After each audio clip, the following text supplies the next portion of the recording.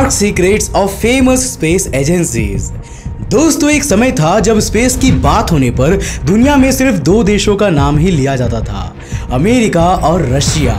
एक लंबे समय तक सिर्फ इन्हीं दो देशों की स्पेस एजेंसीज स्पेस एक्सप्लोरेशन की फील्ड में एक्टिव थी और दुनिया में इन्हीं की स्पेस राइवलरी के चर्चे थे।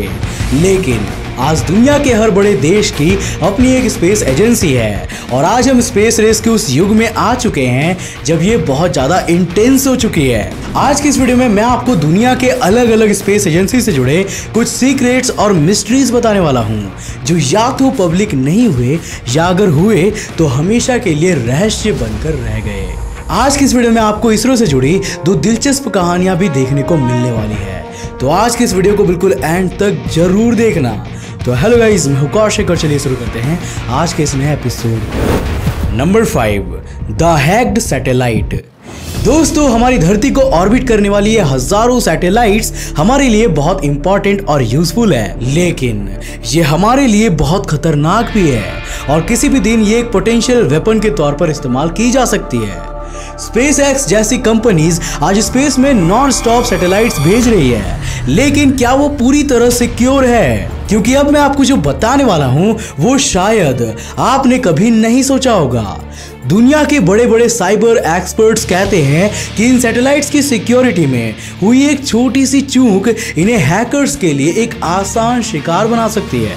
अगर हैकर्स इन्हें हैक करने में कामयाब हो जाते हैं तो वो इनके सिग्नल्स को रोक सकते हैं और यहाँ तक कि स्पेस में ट्रैवल कर रहे हमारे स्पेस क्राफ्ट्स को भी बहुत ज़्यादा नुकसान पहुँचा सकते हैं।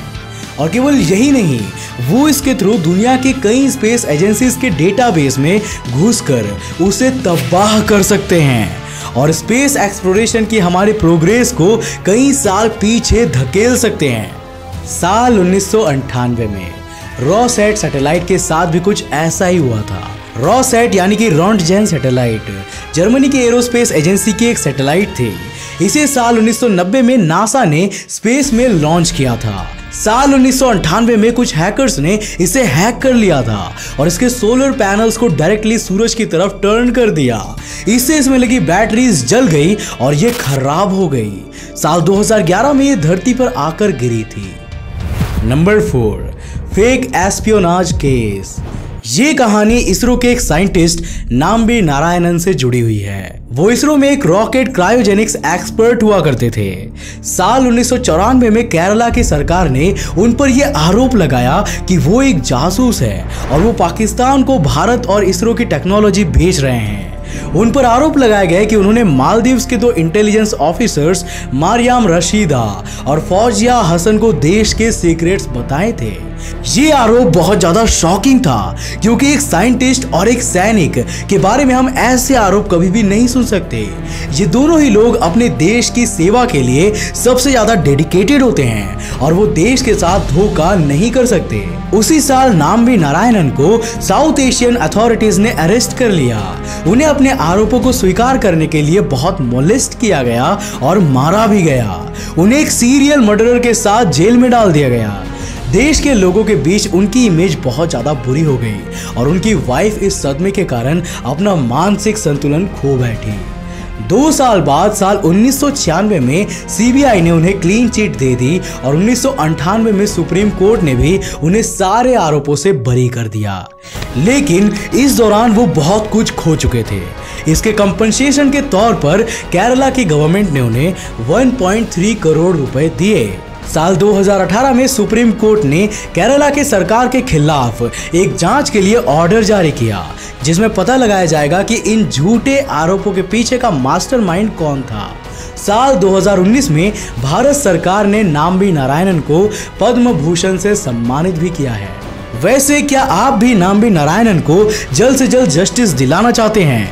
अगर हाँ तो हमें नीचे कमेंट करके अपनी राय जरूर देना और अपने सोशल मीडिया प्लेटफॉर्म्स पर इसके लिए आवाज जरूर उठाना। Number 3, space military programme. दोस्तों, स्पेस वॉर्स और वहां पर मिलिट्री की तैनाती कुछ ऐसा है जो हम साईफाई मूवीज में ही देखते हैं, लेकिन अब ऐसा लगता है कि ये सब सच होने वाला है। अब स्पेस हमारे लिए एक नई बैटल फील्ड बन चुकी है। ऑफिशियली तो नहीं, लेकिन दुनिया में ऐसे कई रूमर्स चल रहे हैं कि रशिया और China space military capabilities develop कर चुकी है।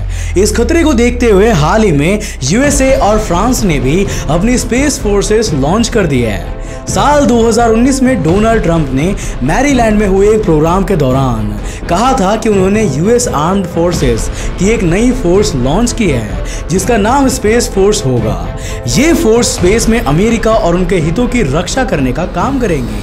फ्रांस के प्रेसिडेंट एमानुएल मैक्रोन ने भी स्पेस हाई कमांड को बनाने की बात कह दी है। दुनिया भर के स्पेस एक्सपर्ट्स की माने तो जिस तरह इन देशों के इरादे दिख रहे हैं उसे देखते हुए ऐसा लगता है कि साल 2030 तक स्पेस में जाने वाली सैटेलाइट्स में डेडली वेपन्स लगे हुए होंगे और इस पर कोई भी रोक टोक नहीं होगी। अगर इस पर समय रहते रोक नहीं लगाई गई तो इससे न केवल धरती पर बल्कि स्पेस में भी न्यूक्लियर वॉर होने की संभावना है और ये पूरी दुनिया को डिस्टेबलाइज कर सकता है। Number 2, bribery scandal. ये घटना साल 2018 की है। जापानीज एजुकेशन मिनिस्ट्री से जुड़े एक ऑफिशियल काजुआकी कावाबाटा को रिश्वत लेने के आरोप में अरेस्ट किया गया था। इस केस में जापानीज स्पेस एजेंसी जैक्सा में भी रेड की गई थी और वहां के एक एग्जीक्यूटिव कोजी तानिगुची को पकड़ा गया। उन पर आरोप था कि उन्होंने कावाबाता को कई बार डिनर पर इनवाइट किया है और उनके खाने और पीने पर करीब $13,000 का खर्चा किया है। इसके बदले तानिगुची ने कावाबाता से कुछ फेवर्स मांगे थे जिनमें एस्ट्रोनॉट सातोशी फुरुकावा को टोक्यो मेडिकल यूनिवर्सिटी में होने वाले एक इवेंट में भेजे जाने और ऐसे ही कुछ चीजें शामिल थी। इन आरोपों के सिद्ध होने के बाद धोखाधड़ी के आरोप में काजुआकी कावाबाता को 3 साल के लिए सस्पेंड कर दिया गया था। Number 1, the poisoned scientist. ये घटना जुड़ी है तपन मिश्रा से जो इसरो के स्पेस एप्लीकेशन सेंटर यानी कि SAC में डायरेक्टर रह चुके हैं। उनका ये दावा है कि 23 मई 2017 को बेंगलोर में स्थित इसरो हेडक्वार्टर्स में जब वो उस समय के इसरो चीफ AS किरण कुमार और अभी के इसरो चीफ के सिवान के साथ एक क्लोज डोर मीटिंग में शामिल थे तब उन्हें उनके नाश्ते में आर्सेनिक ट्राइऑक्साइड मिलाकर दे दिया गया था।